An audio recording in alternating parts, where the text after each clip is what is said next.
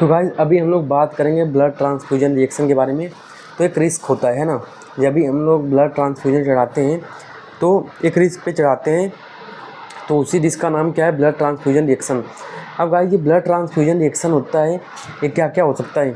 तो सबसे पहला जैसे मैंने लिखा है इम्यून हीमोलाइटिक रिएक्शन, तो इसको मैं लिख देता हूँ इम्यून हीमोलाइटिक रिएक्शन।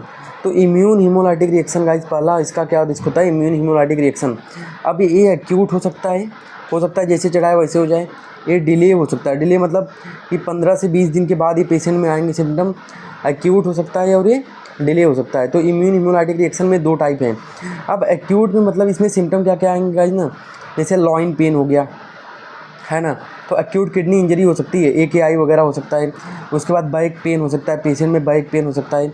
हाइपोटेंशन हो सकता है, उस बंदे में क्या हो सकता है, हाइपोटेंशन हो सकता है, फीवर हो सकता है, चिल्स हो सकता है। तो ये सब उसमें सिम्टम मिल सकते हैं, ठीक है।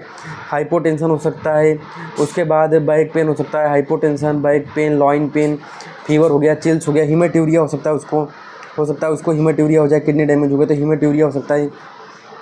तो बाद में डिले में यही सब सिम्टम मिलेंगे। तो 15 से 20 दिन बाद अगर ऐसे सिम्टम मिलते हैं तो होता है डिले इम्यून हीमोलाइटिक रिएक्शन।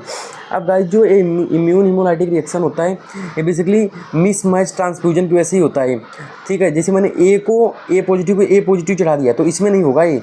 अगर मैंने मिसमैच मतलब ए ब्लड ग्रुप वाले को बी वाला मतलब दे दिया, ठीक है, तब दिक्कत होगी। मतलब क्या यहाँ पे क्या होता है गाइस, जो डोनर होता है, जो उसका एंटीजन जब जाता है तो जो रिसिपिएंट होता है उसके अगेंस्ट एंटीबॉडी बनाती है, तो एंटीजन एंटीबॉडी रिएक्शन होती है, तो उसको हम लोग बोलते हैं इम्यून हीमोलाइटिक रिएक्शन, है ना। तो ये मिसमैच ट्रांसफ्यूजन की वजह से होता है immune haemolytic reaction.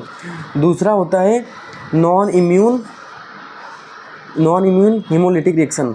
Non immune haemolytic reaction मतलब हीमोलाइटिक रिएक्शन के टाइप क्या हो गए, एक इम्यून और एक होता है नॉन इम्यून मतलब यहाँ पर कोई एंटीजन एंटीबॉडी रिएक्शन से कोई मतलब नहीं है।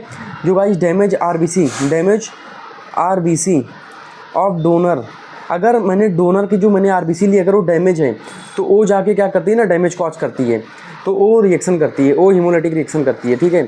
तो गाइस इसमें भी सिम्टम यही आएगा, loin pain, back pain, hypotension, chills, ये सब भी आएंगे इसमें, हीमेटूरिया। उसके बाद गाइस थर्ड अपना होता है हाइपर सेंसिटिविटी रिएक्शन। तो हाइपर सेंसिटिविटी रिएक्शन मतलब कैसा होता है कि यहाँ पे पेशेंट में क्या होगा, जैसे पेशेंट में आर्टिकेरिया हो गया है ना, ब्रोंको स्पाज्म हो गया, वीजिंग आएगी, पेशेंट में क्या आता है, वीजिंग वगैरह आती है, तो पेशेंट में वीजिंग आएगी, ब्रोंको स्पाज्म हो गया। उसके बाद ये हाइपर सेंसिटिविटी रिएक्शन गाइस जो होता है, तो इसके सिम्टम होते हैं। हम लोग को करना क्या है, इसमें आईविल वगैरह हम लोग देते हैं, आईविल मतलब एंटी एलर्जिक मेडिसिन देते हैं, ठीक है। उसके बाद इसमें हम लोग स्टेरॉइड वगैरह भी देते हैं। और अब अगर बीपी कम होगा तो बीपी को हम लोग फ्लूइड से मेंटेन करने का ट्राई करते हैं ना, और नहीं हुआ तो हम लोग जो होता है नॉन वगैरह, नॉन एड्रेनलिन वगैरह ये भी देते हैं, ठीक है, नॉन एफिनेफ्रिन वगैरह ये भी देते हैं। और गाइस जो नॉन इम्यून हीमोलाइटिक रिएक्शन है, इसमें हम लोग को सिम्टोमेटिक ट्रीटमेंट करना, जैसे बीपी कम है तो फ्लूइड दे दो, अगर उससे मेंटेन नहीं हुआ तो नोरेड हम लोग चला देते हैं, नॉन एड्रेनलिन चला देते हैं, है ना। उसके बाद गाइस ये तो मैंने बता दिया। उसके बाद जैसे जैसे अब अगर कोगुलोपैथी हो गई तो क्लोटिंग फैक्टर वगैरह दे दो, मतलब जो भी रहेगा वो सिम्टोमेटिक के अकॉर्डिंग दे दो उसको पेशेंट को, ठीक है। उसके बाद ये हाइपर सेंसिटिव रिएक्शन मैंने बता दिया।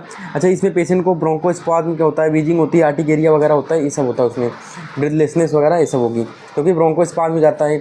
उसके बाद फेब्राइल रिएक्शन, फोर्थ है गाइस, कौन सा रिएक्शन होता है, फेब्राइल रिएक्शन होता है ब्लड ट्रांसफ्यूजन के से। फेब्राइल रिएक्शन क्या होता है, क्योंकि ल्यूकोसाइट रिएक्शन होता है, ल्यूकोसाइट रिएक्शन की वजह से मतलब जो डोनर का WBC अगर मैंने ज़्यादा चढ़ा दिया ना, जो डोनर होता है उसका WBC मैंने अगर ज़्यादा दे दिया तो रिएक्शन कर जाता है, उसको बोलते हैं फेब्राइल रिएक्शन। और ये आफ्टर 16 मिनट जो है उसके बाद ये फेब्राइल रिएक्शन नहीं होता। अगर होना रहेगा फेब्राइल रिएक्शन ना तो 60 मिनट के पहले ही हो जाता है। और मेनली इसका ट्रीटमेंट क्या करते हैं हम लोग, पैरासीटामॉल हम लोग दे देते हैं, इसमें हम लोग पैरासीटामॉल दे देते हैं पेशेंट में। उसके बाद गाइस जो होता है फिफ्थ क्या होता है, TACO। और गाइस ये इम्यून हीमोलाइटिक रिएक्शन, ये सब में क्या करना है, तुरंत ही ट्रांसफ्यूजन को रोकना है। और ट्रांसफ्यूजन रोकने के बाद जिसने भी ब्लड दिया है, जो भी ब्लड बैंक ने ब्लड दिया है, जो प्रोवाइडर है उसको कांटेक्ट करना है, और जो पेशेंट का सिम्टम आ रहा है उसको ट्रीट करना है, ब्लड ट्रांसफ्यूजन तुरंत रोक देना है, ठीक है। तो क्योंकि ये मिसमैच ब्लड ट्रांसफ्यूजन हुआ है, ठीक है। ठीक है। उसके बाद फेब्राइल रिएक्शन में जैसे ही पेशेंट का जो फीवर वगैरह उसको पीसीएम वगैरह दे देना है। उसके बाद तो इसमें हम लोग ये बेसिकली मिसमैच की वजह से नहीं होता, ये नॉर्मली फेब्राइल रिएक्शन आ जाता है जब भी WBC ज़्यादा रहता है ब्लड में। तो ये हो गया। उसके बाद गाइज मैं फिफ्थ बताऊँ, लास्ट होता है TACO। TACO का मतलब गाइज क्या होता है? TACO मतलब गाइज इसमें ऐसा है ना, तो भाई TACO क्या होता है? Transfusion associated circulatory overload. मतलब मैंने अगर किसी को ब्लड ज़्यादा चढ़ा दिया ना तो क्या होता है? हार्ट फेल हो जाता है। हार्ट फेल हो जाता है तो अगर हो सकता है लेफ्ट हार्ट फेल हो, राइट हार्ट फेल हो सकता है कंजेस्टिव हार्ट फेल है। कंजेस्टिव हार्ट फेल है मतलब दोनों हार्ट फेल हो गए।